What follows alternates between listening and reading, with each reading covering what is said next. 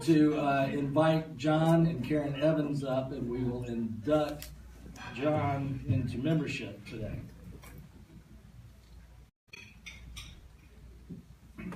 As John's coming up, I'll tell you a few things about him. John was born and raised in Western Pennsylvania and graduated from Bucknell with a bachelor's degree in business administration, majoring in accounting. He earned an MBA from the Joseph Katz School of Business at the University of Pittsburgh with a concentration in finance. For much of his business career, John worked in executive positions with large health systems, including Memorial here in Savannah, before starting his own strategic and financial planning firm 25 years ago. He's a CPA, a CFP, a CRPC, that's a Charter Retirement Planning Counselor, and an investment advisor representative, and holds securities and insurance licenses in Georgia. John and Karen, his wife of 47 years, can't believe that, bought a house in the Landings in 2014 and rented it to others until 2016, then moved full-time in August 2016. After overseeing extensive renovation of the house, John chose to expand his career by adding real estate license and joined the Landings Company, the real estate arm of the Landings community. He now concentrates his time on the real estate market, but still maintains an active investment advisory practice. Karen holds a bachelor's degree from Bucknell. That's where they met, as well as 2 master's degrees and a Ph.D., all from the University of Pittsburgh. Karen began her teaching career in middle and high schools. For the past 13 years, has taught undergraduate and graduate students in several universities. I believe you've done some at Armstrong? Still there. Still there. She is currently full-time manager of the biology department. Karen and John have 2 daughters, Betsy and Katie. Betsy is a graduate of the Military Academy at West Point, so they say go Army. Go Army. Holds a master's degree from Webster University and serves at the rank of Lieutenant Colonel in the United States Army. Currently posted in Florida with the Florida Army Guard. Katie holds a bachelor's degree from Miami University, an MBA from Loyola, and is a digital solutions manager with GE Baker Hughes in New Orleans. And now, fellow Rotarians, it is my pleasure and privilege today to welcome into membership John Evans, whose name was proposed by me. The proposal has been reviewed in accordance with the Constitution and bylaws of the club. John, we now proceed to admit you into the membership of the Rotary Club of Savannah South, and so to the Fellowship of Rotary throughout the world. Welcome back. John was a Rotarian for many years in the Erie, Pennsylvania Club. It has already been explained to you the ideal of Rotary is service. Our principle of motto is service above self, and the object of Rotary and all Rotary clubs is to encourage and foster the ideal of service as a basis of worthy enterprise. You are to share in this effort. You have been approved by membership in this club because we believe you to be worthy representative of your vocation, interested in the ideals of Rotary, and willing to do your share in translating these ideals into tangible realities. You've agreed to accept the obligations attached to your membership in this club and to obey this club's constitution and bylaws, which are not a secret and can be found somewhere on the web. I now have the pleasure of asking your wife to pin a Rotary pin on. He's got a Paul Harris pin on, but a Rotary pin.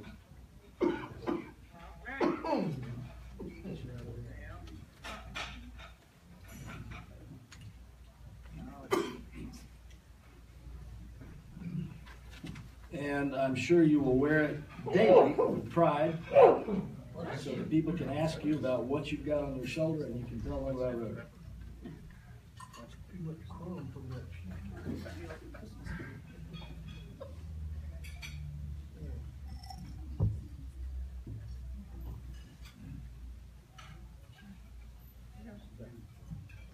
Great.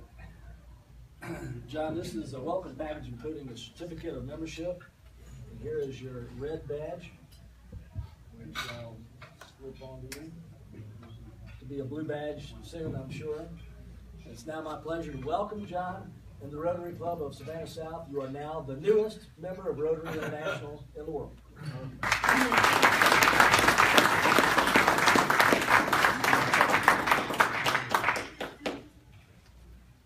We good?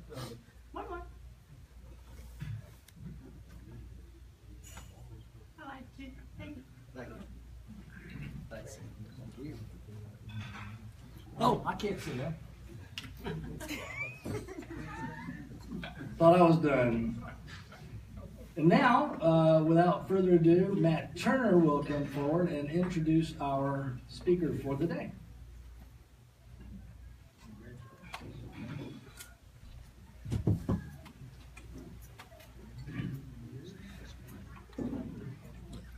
Before I begin, I want to thank everybody that's helped me with the speakers so far. I've gone in and listed all the speakers that are known between now and June on the district club database. So if you have anybody that comes to mind, you can go see the spots that are available. They're all listed. So thank you very much. Okay, on the official business here. It's my pleasure today to introduce our speaker. Mike Hughes became president of Bethesda Academy in the summer of 2016 after 17 years as head of school at other institutions, including 5 years most recently at Antilles School on the island of St. Thomas in the Virgin Islands. His educational background includes a Ph.D. in education from the Curry School of Education at the University of Virginia, a Master's of Education from the University of North Carolina at Chapel Hill, and a Bachelor of Science degree from the United States Military Academy at West Point. Go Army! Go Army! During his service in the military, he taught at West Point and served as director of the Center for Enhanced Performance, an innovative center devoted to helping West Point cadets maximize their performance in academic, athletic, and leadership areas of endeavor. During his time at West Point, he developed an innovative seminar course entitled Leading Professional Teams, the Human Dimension of Leadership, that he taught at the Sloan Graduate School of Management at the Massachusetts Institute of Technology. Michael retired from active duty in 1999 as a lieutenant colonel and was awarded the Legion of Merit for his contributions to the Army at West Point. During his military career, Michael spent time at Fort Stewart and Hunter Army Airfield during exercises and developed an appreciation and love for the Savannah area. As an educator and leader, Michael has a passion for helping to develop programs and initiatives that transform boys into young men of high character who are prepared to succeed in college, careers, and life. Michael and his wife Donna say coming to Savannah and Bethesda feels like coming home. Let's give a warm Rotary Club of Savannah South welcome to Michael Hughes.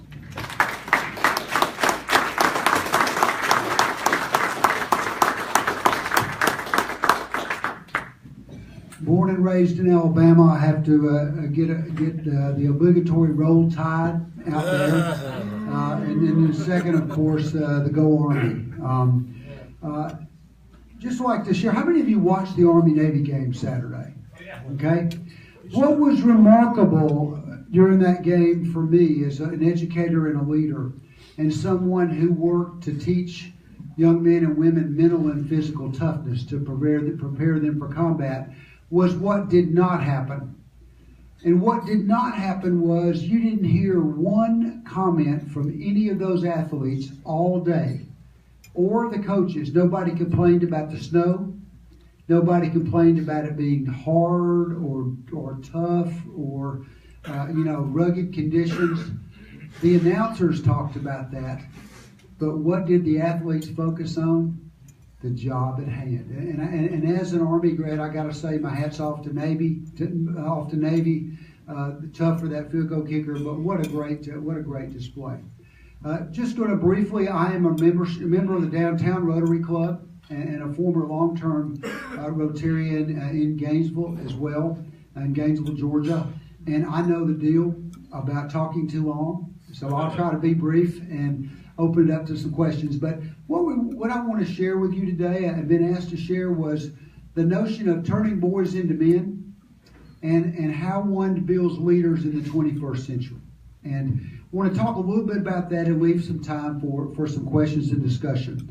I would first tell you that a little knowledge about anything is dangerous, and it's been my honor, and you heard all those schools I've been to and all that, but we Alabama boys need lots of training. And I was blessed. It was an honor to serve America for 22 years. It's been an honor to be a headmaster now for this will be my 19th year finishing up. But to have the opportunity to come to a place like Bethesda, to close my career out, my wife Donna and I just fell in love with Bethesda and its mission and what it's about. And I've got to tell you that I'm as excited waking up every day as I ever have been about what we're doing there, because we are flat driven by the mission to help turn boys into young men of character who are prepared to go on and succeed, whether it's in college or in a career or in the military or whatever it might be. So we're very pleased about that. You know the history, I think, most of you that were born and raised here, and if you weren't, founded in 1740 by the Reverend George Whitfield. Mr. Haversham was his key administrator, helped to actually locate the property. But you know, you talk to the man in charge or the woman who really knows what's going on. Lady Huntington, back in England, influenced the king to actually give the 500 acres that are now our main property to Bethesda. She also was the chief fundraiser. She made lots of offers that no man could refuse in terms of giving money to support the orphans of the colony. Bethesda means house of mercy, and we are still true to that mission, which is teaching boys love of God, love of learning, and a strong work. If you have sex, you should be married. We teach them that before you have a child, you should be a good husband, you should be committed and trained to be a good dad. And that when you become a dad, you have responsibilities and roles and things that you should play. Currently, about 2/3 of our boys only have one adult in their life. We have 102 boys today present on campus and a staff of 39. If you want to do the math real quickly, we know all of them. I can tell you which one of them didn't get up Saturday morning to come to the ACT test and what his feeble excuse was. And why that would be. But we're very much teaching boys. We have mandatory chapel each Tuesday. We have a voluntary communion each fourth Tuesday. So we work hard on the love of God. The love of learning. We want them not only to be good students, but to love to become lifelong learners. We think that that's really important. And last but not least, a strong work ethic. We really believe that that's what's going to make the difference in success for our young men going forward. As we've thought hard about those three, we've discovered, if you remember the movie, The American President, anybody remember that? Remember that movie? And there's a great line toward the end when the president makes that comment and says that he's learned that being president is entirely about character. We believe that being a successful young man in American life depends entirely on your character. So what we have done is decided that we are going to become a leadership academy. And the niche for a Bethesda boys, while they might not go to Harvard or Georgia Tech, although some will, we hope, but we believe that their character and their ability to be leaders is something that will stand them apart from their peers. So what we've done is developed a leadership development program, and it's based solidly on character. So the three things we base it on, and of course I'm proud to wear my West Point ring today after the big victory. But first of all is honor. The notion that a Bethesda boy will not lie, cheat, steal, nor tolerate those who do. Any of you who've been around young people today, after all the things that happen in the news and all the things that happen in Washington and all of the things that go on out there, to hold young men responsible for their word is really an important thing. Second, we teach them respect. And there are three kinds of respect. Respect for yourself, to include what you put in your body, whether you abuse alcohol or drugs or who you hang out with, but respect for oneself.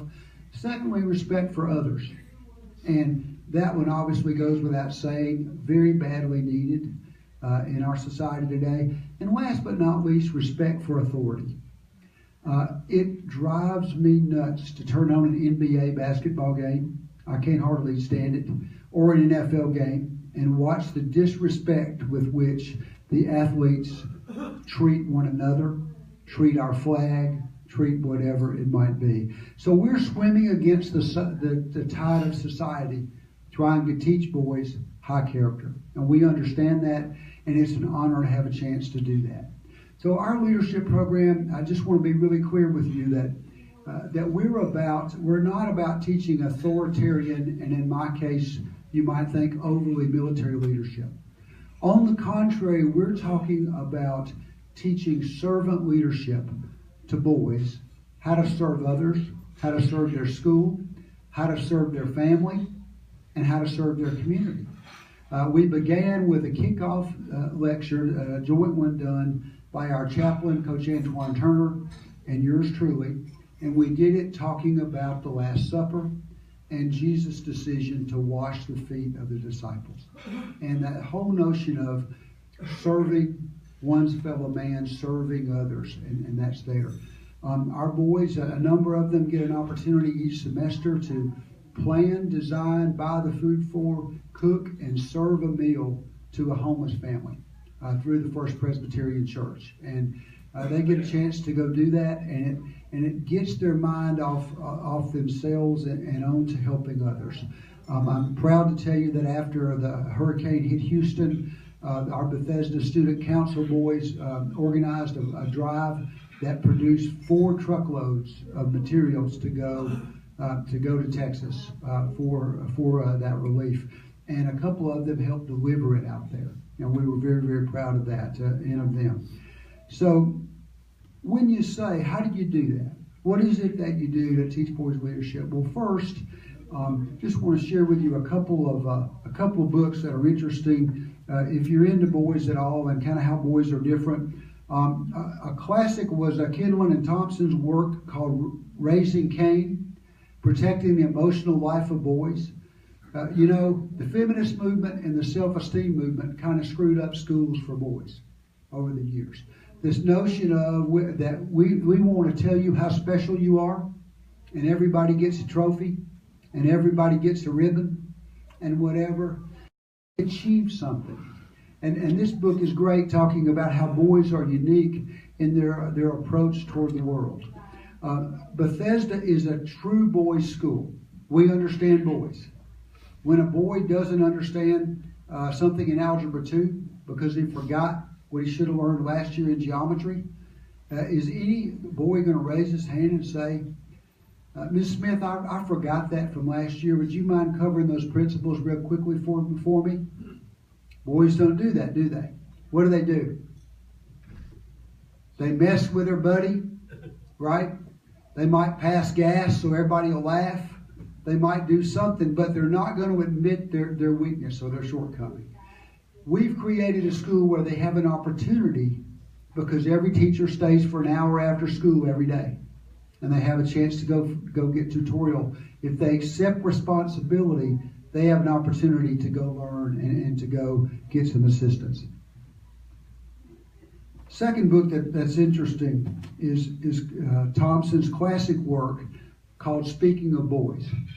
And it talks about how the boy of the species is different. And how, the classic one, and we love working with parents on this, but girls love to get together and do girl talk. They love to get together and they call it hang out or whatever it is. But bottom line is they love to talk. And they'll talk about themselves and others or whatever.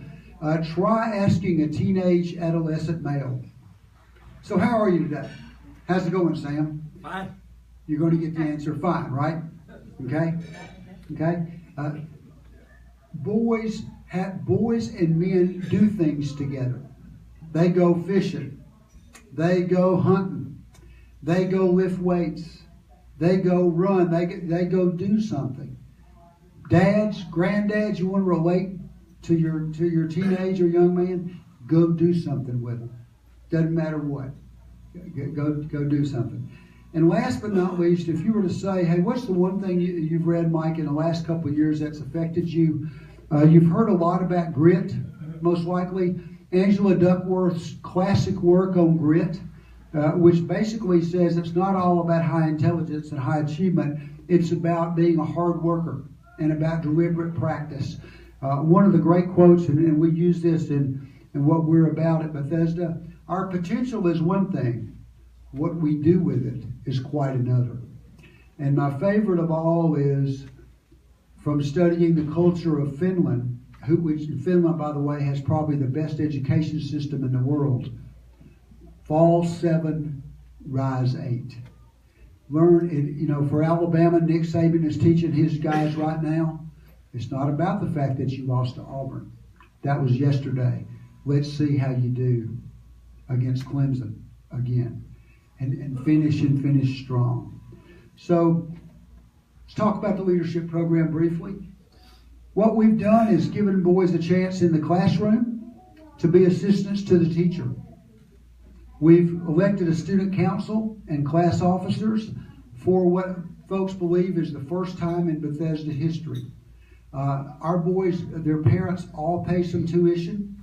Our operating budget is a little over $3 million. Our tuition revenue is around $500,000, so we have to raise that other 2.5 plus or minus each year. But why do we want the parents to have to pay some tuition? Because we want their buy-in. You give anybody something free and you've made a mistake. We want them to have to be committed to what they're about. But the boys get a chance and they get some leadership instruction, but first of all, they all start off as followers. 6th, 7th, and 8th graders follow. If you're going to go work with the cattle, you learn. You're a worker and a follower first. Second, once you've got some experience, you develop some competence, you become a one-on-one leader. You become a mentor to someone else. Third, you become a small group leader. You can lead 3 or 4 others. Finally, when you're an upperclassman and you've earned the right and you've earned our trust, you might be the head of alumni dorm. You might be the captain of the defense on the football team. You might be the chief office manager for the maintenance director, helping him with his maintenance department. You've learned systematically how to become a leader. So you put that all together and you give them an opportunity to work. We've partnered with an organization called the Center for Work Ethic Development out of Denver. And they let us have their materials this year at a reduced cost and have helped us develop our program. And in that, they have a program called Bring Your A Game to Work. And our boys each week get evaluated by their work mentor, a member of our staff, on the 7 A's. And see if these sound familiar. What do you need to do to seek, gain a good job, and keep it and be promoted? They get judged on attitude, attendance, both being on time and consistency, accountability, their appearance, how accepting are they of following instructions, what's their overall ambition like, do they try to help things be better in their part of the school, and last but not least, are they appreciative? Do they appreciate the opportunity to work? And that difference between just showing up and doing it because you have to versus because you believe in it and you're turned on by the chance to contribute, we think is important. And every Friday, every boy gets sat down for a 5-minute session with his or her advisor, and they get given feedback on the 7 A's. Wouldn't it be neat if every worker at every company in America got some feedback every Friday? How it's going? I would argue that would be helpful. One last thing for you to know about the new Bethesda. Our boys are doing incredibly well. 1/3 of our juniors and seniors are in college, dual enrolled in college classes. They will graduate with enough credits to be almost to their sophomore year. That's currently 11 of our 33 juniors and seniors put together. I've talked a while and been excited. Bethesda is indeed on the move. Our Yates Astro Resolution Run is January 6th, that first Saturday after New Year's Eve. The magnificent Women's Board of Bethesda puts that on, and they're very supportive of the boys and of Bethesda. This last year, they helped us purchase a new weight room, air condition our gym, and redo the floor for the first time, and we're very grateful to that. But you can sign up at Fleet Feet or take a look at our website, and you can find out how to do that, or just come on out that day just for a nice walk. Any questions for me about Bethesda? I know we're getting close to 1:30. Yes, sir. How are the students chosen? They apply to come to Bethesda just like you would apply to come to any other academic school. We have an interview process. We have an academic assessment. They don't have to be Rhodes Scholars, but they do have to be able to function well in a mainstream classroom. We do have some boys that have some learning challenges, especially some attention issues. But if we can work with them for them to function well in a classroom, they're able to come. And then the big thing is we want at least one adult in their life, a family member, to be committed to working as a partner with Bethesda for them to graduate from high school and make that leap to college. We want that commitment to be there. Yes, sir, Sam. How often is that adult in their family not their parent, mother or father? Good question. I looked because I had to fill out a report, interesting enough, for our United Way application. The beginning of the year we had 109 students. For that, out of that 109, 80 of the 109 had one adult who could be located as their parent.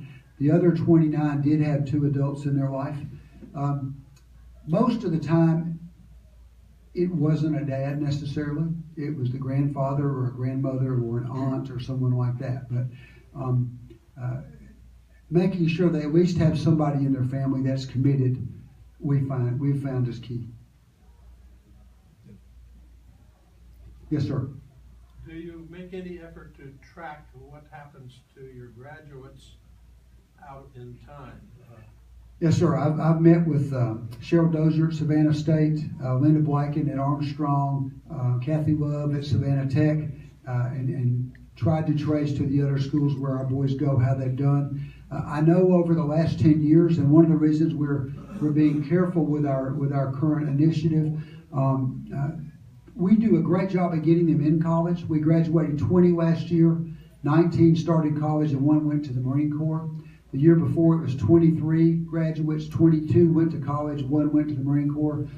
But what we're discovering is, especially if they stay in Savannah, a primarily African-American group that's unfortunately a number of them are too close to the hood, if you would, to those neighborhoods where there's a lot of gang, drug, and other kind of violence. It's tough to break that cycle. And so we've taken a look and we've identified what the patterns are that appear to have caused our boys that didn't finish college to drop out. And we've taken some steps, we believe, we're in the process of that, to help them do so. We're in the process of developing a postgraduate year, a year of postgrad study using our campus and both an academic and a work agenda for boys as well. We think that might get them ready. Some kids are ready to leave home and go to college or go do something like that at 18. Some aren't. Some need to be, they may be 18, but they emotionally may be closer to 14. So we're working hard on that. Linda Blacken, when she retired from Armstrong as their president, joined the board of Bethesda. And she's working closely with me on this initiative of a postgrad year. Yes, sir. Are many of your students boarding students? Of the 102 today, we have 36 boarding slots. Three of the boarding houses. They board Sunday night through Thursday night because they're local, so we don't want to take them away from their family. We do want them to have a safe place to be all week. So roughly 36 out of the 102, so roughly a little over a third. That 36 is our capacity. What we also do, though, we allow every boy to come early and have a hot breakfast, and they can stay until 6 p.m. at night, whether it's at an athletic practice or a place to be under a supervised area to do some recreation and do their homework. So we keep them away from the dangers that are sort of out there lurking in the neighborhoods of Savannah. So while we only have 36 boarding slots, we do have a lot. We probably have 60 boys who stay there till 6 o'clock at night. Thank you. It's been an honor to speak with you. We appreciate it.